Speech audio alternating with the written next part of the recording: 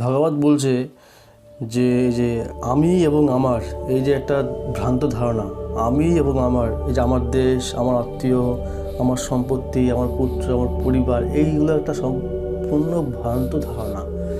আমি এবং আমার এই ধারণাটাই পুরো কনসেপ্টটা ভুল। ভাগবত বলছে, ভাগবতের প্রথম স্কন্ধের 15 নম্বর অধ্যায় 31 নম্বর শ্লোক বলছে, বিষয়ক ব্রহ্ম সম্পত্তা সংচ্ছিন্ন দৈত্য সংশয় লীন প্রকৃতি নির্গণ্য দলিঙ্গা দন্ত সম্ভব। এই অপ্রাকৃত সম্পদ লাভ করার ফলে তিনি দ্বিধাজনিত সমস্ত সংশয় ছিন্ন করেছিলেন। তার ফলে তিনি প্রকৃতির 3 গুণের প্রভাব থেকে মুক্ত হয়ে নির্গুণ স্তরে অধিষ্ঠিত হয়েছিলেন। তার আর জন্ম মৃত্যুর বন্ধন আবদ্ধ হওয়ার কোনো সম্ভাবনা ছিল না, কারণ তিনি জড় শরীর থেকে মুক্ত হয়েছিলেন। তারপর যে বলছেন প্রভুপাদ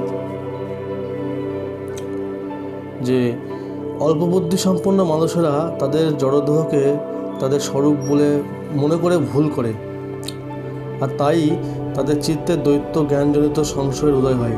মানে যারা এরকম মনে করে যে আমি এবং আমার, তারা হচ্ছে এই দ্বৈতজনিত সংশয়ের উদয় হয়।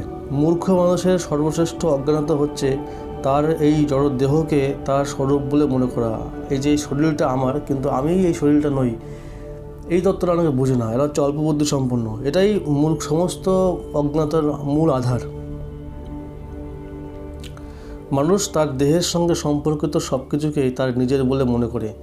এই ভ্রান্ত ধারণার ফলেই আমি এবং আমার এই দ্বন্দ্বভাবের উদয় হয়।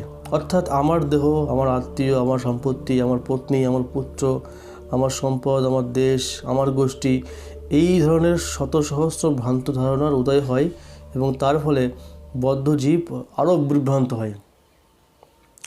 শ্রীমদ্ ভগবদ্গীতার উপদেশ গ্রহণ করার ফলে মানুষ নিঃসন্দেহে এই সমস্ত মোহ থেকে মুক্ত হতে পারে, কারণ প্রকৃত জ্ঞান হচ্ছে পরমেশ্বর ভগবান বাসুদেব শ্রীকৃষ্ণকে সর্বকারণের পরম কারণরূপে জানা।